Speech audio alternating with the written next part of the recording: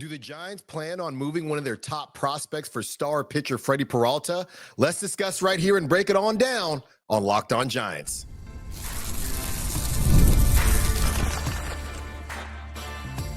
You are Locked On Giants, your daily San Francisco Giants podcast. Part of the Locked On Podcast Network, your team every day.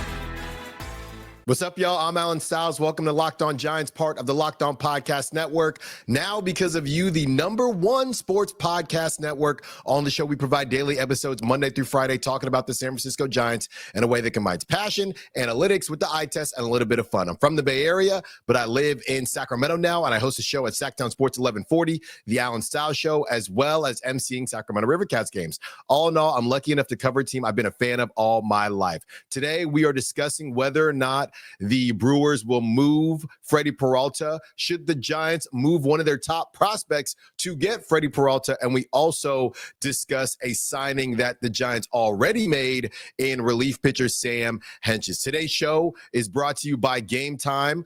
Download the Game Time app, create an account, and use code LOCKEDONMLB for $20 off your first purchase. So the noise keeps getting louder and louder when it comes to the Brewers and the possibility of them moving star pitcher Freddy Peralta. Obviously, this dude has been an absolute stud, and the Brewers have a decision to make because he will be a free agent at the end of the year. They could lose him in free agency, or they could move him now. They could move him at the trade deadline and go from there. By the way, hope everybody had a happy Thanksgiving and enjoyed time with their family. I'm still stuffed. I already had my first round of leftovers, and I'm definitely going to have some more once this show is done. So enjoy the rest of your weekend. And if you don't have the time off right now, I hope that you will get some time in the very near future to enjoy friends, family, and all that jazz. Okay, let's get into Freddy Peralta's stats real quick.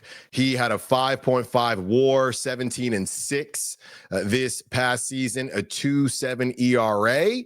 He threw 176.2 innings, and he had 204 strikeouts. So he's been a complete stud over his career. 70 wins, 42 losses, a 3.59 ERA, 211 games, 162 games started, and he has one save on his career, 931 innings pitched, and 1,153 strikeouts. So the conversation that we had, when was that? On Wednesday, it was the article about the 16 MLB executives, right? So another piece of that to round it on out was who is the top trade candidate of the winter not named Tarik Skubal. The survey said Joe Ryan with 2 votes, Freddy Peralta with 2, Ketel Marte with 2, and then a couple guys, Stephen Kwan with 1, and others. So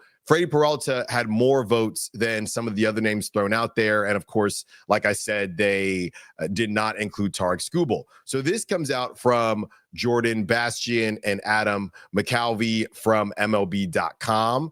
And it says Arnold, who is the head of baseball operations for the Brewers, Arnold sounds ready to deal. Could Peralta be on the move? This is from Vegas during a break at the GM meetings on Tuesday. Brewers president of baseball operations, Matt Arnold, sounded much more like a baseball man ready to make a deal. Quote, "We try to evaluate ourselves as hard as anybody," Arnold said.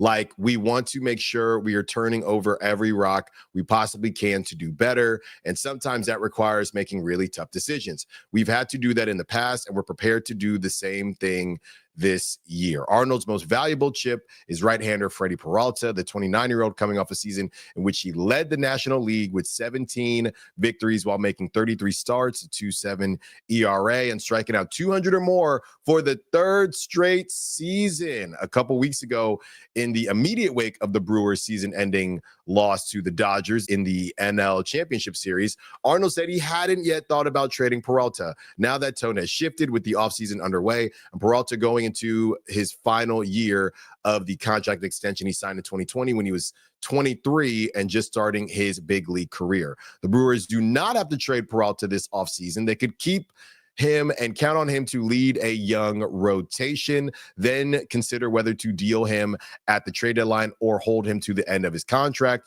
Milwaukee took the latter strategy with shortstop Willy Adames, and it wound up with the 32 overall pick in the 2025 draft as compensation when he departed for the Giants. And then they go on to break down some of the history that they traded Devin Williams in 2021.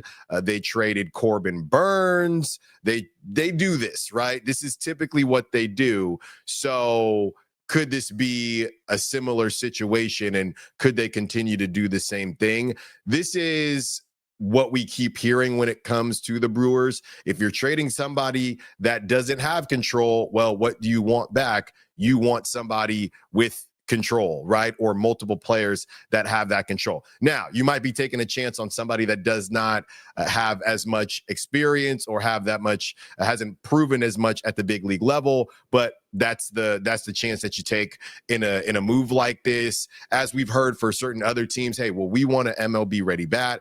We want certain things. The Brewers would be looking to keep that rotation in a decent spot, but also have that team control. So they would want a young pitcher, somebody that they think could maybe not be Freddy Peralta, but could keep them moving in the same trajectory. And of course, everybody's always going to want a prospect. So on the other side, we will break down a possible trade that the Athletic throws out for the Giants. There's 5 teams that they include in this exercise. The Giants, they are one of them. And I'll tell you what, it's a toughie. It's a toughie because as we do our player profiles and things like that, you start to see the best version of these guys, and maybe they get there, maybe they don't. So on the other side, are you in? Are you out on a possible deal for Freddy Peralta based on what the Athletic says the Giants would have to give up? Don't move. More Locked On Giants coming up. The NFL season is here, and honestly, there's nothing better than being in the stadium surrounded by fans, cheering on your team, all of that good stuff. But let's be honest, getting tickets can be a hassle between queues, login screens, and prices jumping out checkout. It's frustrating. That's why I use Game Time, the app that gives the advantage back to fans. Game Time is fast, easy, and backed by the Game Time guarantee. You'll always get 100% authentic tickets delivered on time and at the best price. Plus, all fees are included, so the price you see is the price you pay. I pulled up Game Time, and in just a couple taps, I saw amazing deals. I'm talking about your favorite NFL games as low as $100. What do I like about the app? The app made it super simple. I could even see the exact view from my seat before buying. And I like zone deals. You pick the section, Game Time picks the seats, and you save big. Honestly, it's faster, cheaper, and less stressful than any other way I've bought tickets. Download the Game Time app, create an account, and use code LOCKEDONMLB for $20 off your first purchase. Terms apply. Again, that's promo code LOCKEDONMLB for $20 off. Swipe, tap, ticket. Go download Game Time today. I have to tell y'all about my favorite jeans. My Doers. Seriously, they've changed my life. Right now, I'm wearing the Performance Denim Slim Straight, and I cannot get over how comfortable these jeans are. I've been reaching for my Doers for everything, running errands, grabbing dinner with friends, even headed to the ballpark because they look great and feel even better. Here's the thing.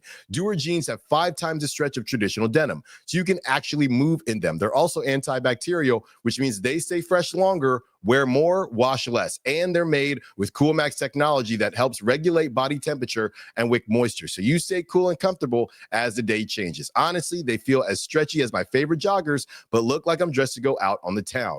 Doer is all about combining classic jeanswear style with athletic level comfort and performance. It's the best of both worlds. They actually pioneered the original performance denim, blending technical innovation with everyday clothing that looks sharp and feels incredible. Simply put, Doer makes the world's most comfortable pants without sacrificing style. Once you try them, they'll be your go-to pair. Trust me. And if you're in San Francisco, check out Doer's store at 567 Hay Street. Pick up a pair for yourself or grab one as an amazing holiday gift. Mention my promo code LOCKEDONSF in store to get 15% off your first order, or shop online at shopdoer.com/LockedOnSF for that same 15% off. That's shopdoer.com/LockedOnSF. Your new favorite jeans are waiting.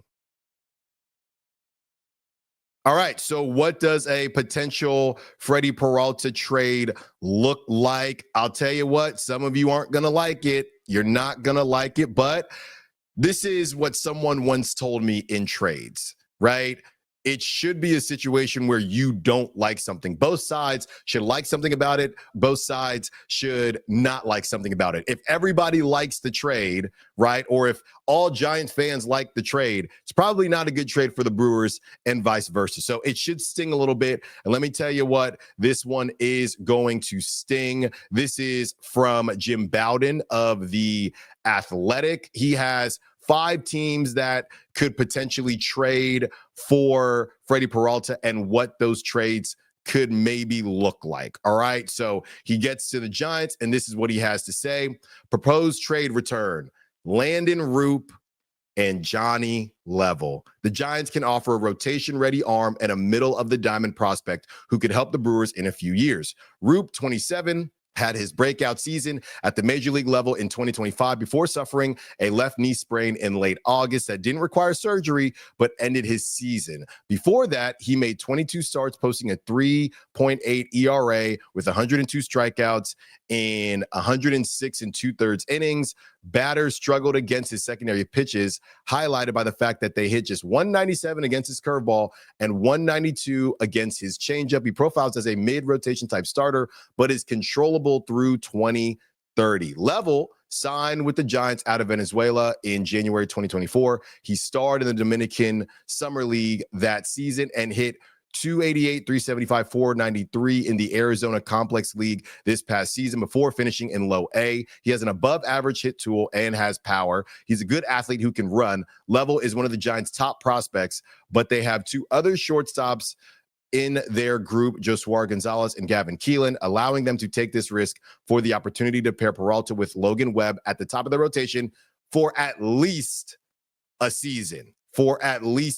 So I'm just going to tell y'all right now, this one is a tough one for me just because you're giving up 2 things, right? And 2 things that the Giants kind of need. I know they have Willy Adames and they're going to have him for a very long time, but the issue to me isn't as much as Johnny Level as it is Landon Roop. I mean, Landon Roop, so you're going to lose. He's 27 years old. They just said controllable through 2030. I don't know that he is the next ace of the Giants at any point in time, but you need starting pitching. So you're going to lose some of your starting pitching to get back a really good pitcher, but now you have to fill that gap.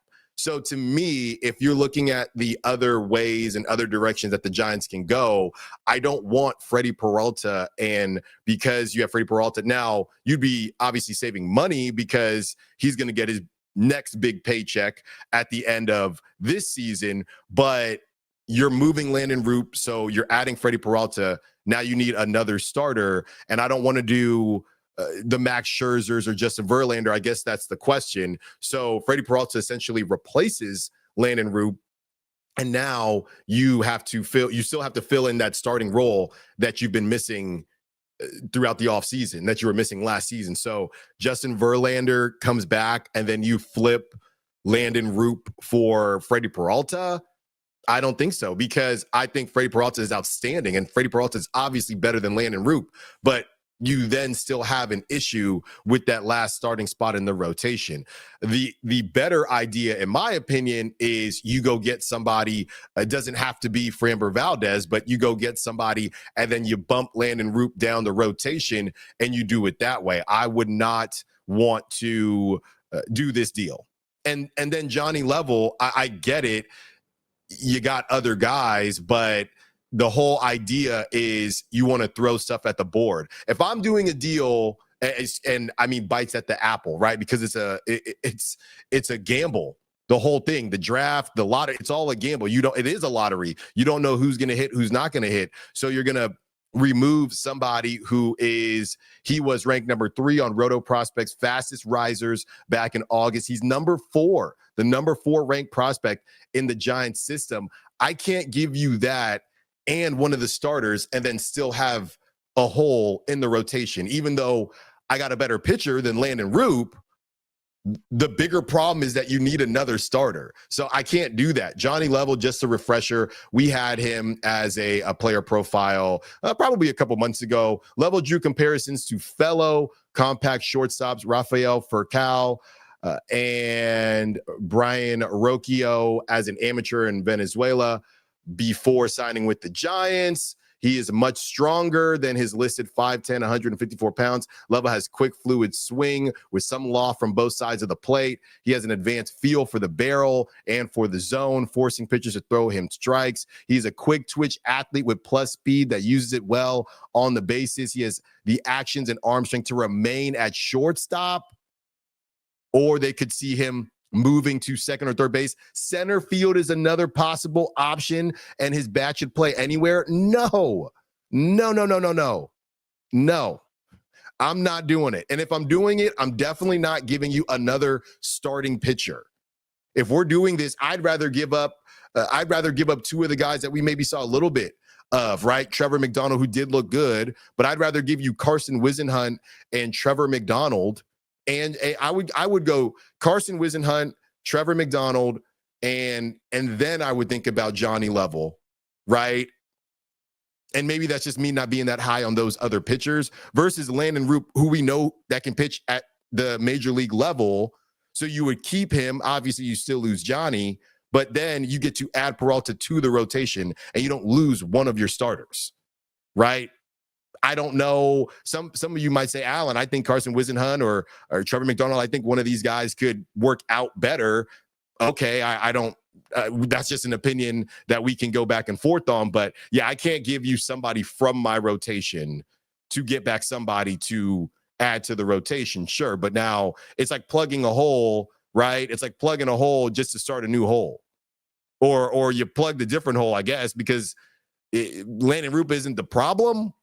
You don't need you need more pitchers. You don't need better versions of your starters. I guess you technically need both, but yeah, I can't do it. If it's I would give up two of the kind of low level pitching prospects that could be something, right? Hayden, I'd even give up Hayden Birdsong. Now I don't know what his value is, but I'd give up two of those types of guys before I give up Landon Roop. I can't do it.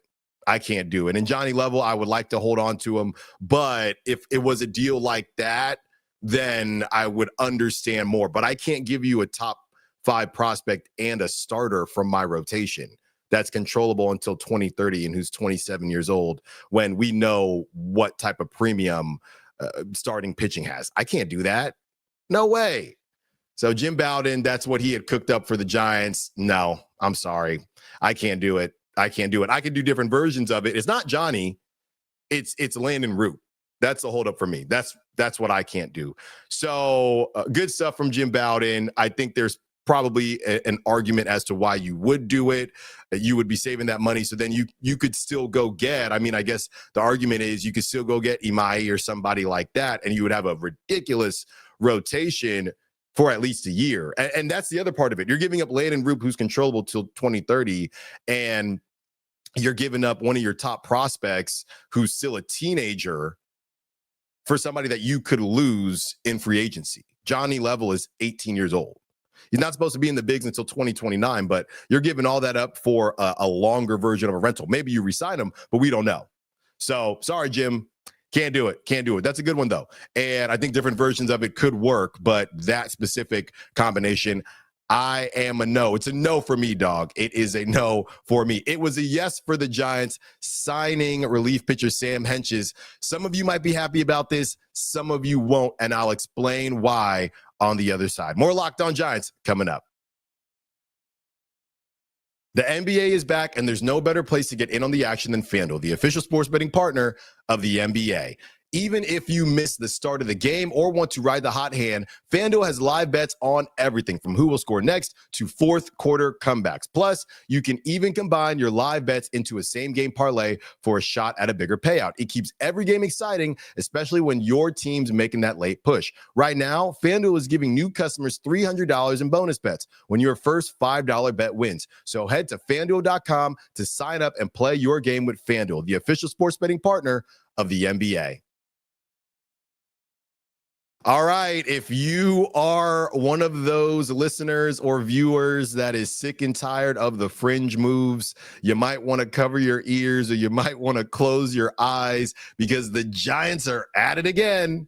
They sign left-handed relief pitcher Sam Hentges, and this is the breakdown from MLB Trade Rumors. Of course, here we go. Stop me if you've heard this before. It's a buy low wild card move for the Giants. Hentges was a solid bullpen piece for the Guardians a few years ago, but he hasn't been healthy for a while. Over the 2022 and 2023 campaigns, Hentges tossed 114 and a third innings for Cleveland, allowing 2.91 earned runs per 9. His 7.9% walk rate was just barely better than the average, while his 27.4% strikeout rate and 60.1% ground ball rate were both very strong. He gradually moved up to high leverage work, earning 23 holds over that span. In 2024, he kept things going for a while, posting a 3.04 ERA over another 23 and 2/3 innings. However, he hit the injured list in July due to some inflammation in his throwing shoulder. He required surgery in September, a procedure which came with a recovery timeline of 12 to 14 months. Though he was likely going to miss most or all of 2025, the Guards still kept him around. He was still under club control through 2027, so there was still a potential long-term payoff. He had qualified for arbitration ahead of the 2024 season as a Super 2 player and made $1.1 million in his first 4 arbitration seasons. The Guards gave him a slight bump to 1.3. Even if he couldn't manage a late season return to health, he would still have 2 further seasons of control. In 2025, here's the fun part. In 2025, not only did he not make it back to the majors, but he didn't even begin a rehab assignment. In September, he underwent arthroscopic surgery on his right knee. That procedure comes with a recovery timeline of 3 to 4 months. That means he should be healthy by the spring, but the Guards decided to move on. They non-tendered Hentges last week, sending him to free agency. The Giants have swooped in and will sign Hentges, giving him a slight raise over last year, even though he missed the whole season. There we go.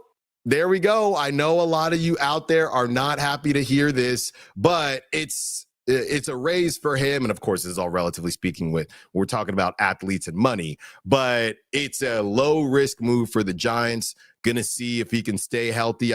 I guess, again, that theme when we joke about types and The Bachelor and Love Island and all these dating shows, the Giants found a guy, a low, I don't want to say low ceiling, but it's not going to cost a low cost guy that has a high ground ball rate. That is what they keep telling us. We like dudes that throw ground balls. If you can throw ground balls, then we might have a spot for you.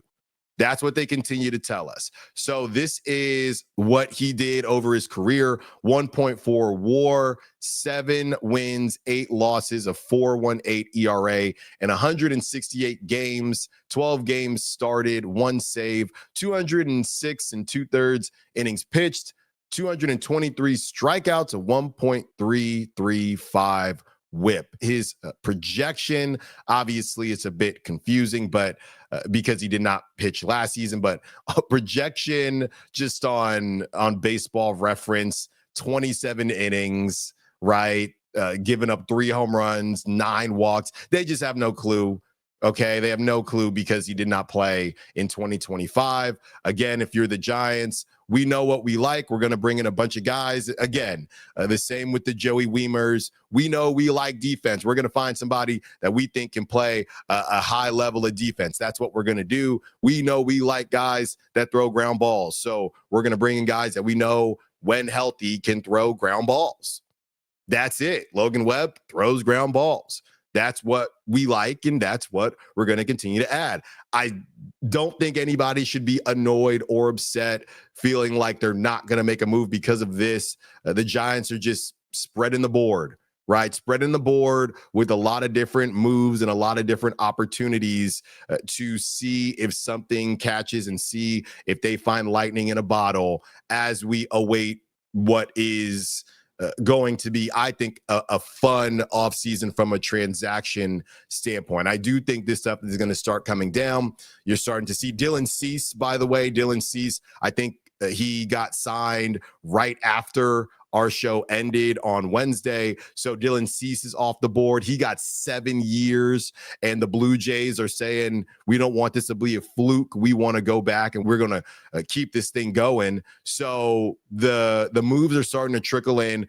I would not be upset. I would not be annoyed, even though I understand why some of you may be, because you start looking and you see different people say, the Giants made a move, and then you see what the move is. This is a little bit more context from our guy Jeff Young, who always is good as anybody as breaking down these situations. Sam Hentges has pitched to a 4.18 ERA across 4 seasons with the Guardians. This includes a 2.93 ERA and 138 appearances since 2022. Hentges has been bothered by shoulder injuries over the past couple seasons. The Giants' 40-man roster is now full. Hentges gives the Giants another left-handed reliever. He has posted an excellent 53.4 ground ball rate in his career, a little bit of funk to his delivery. He throws 2 different fastballs and has a big 12-6 curveball. Could be a nice value. Oh, there's that word again. Could be a nice value for the Giants. All right. And I already can feel somebody commenting right now, Alan, they're in the bargain bin again. Hey, I hear you. And Jeff goes on to say, throughout his career, Hentges has been more effective against left-handed hitters. Much of the damage against right-handed hitters came in his first year when he was still used as a starter. I think that's something to keep in mind. Since 2022, he has been similarly effective in those matchups. So he came up, he was doing some starting. Obviously, he's had some injury issues, so not viewed as a starter anymore, but you never know what could happen. You got to get him on the mound and see what he can do for you. The Giants are just going to add some of these found money situations, if you will, and see if any of them work out for them.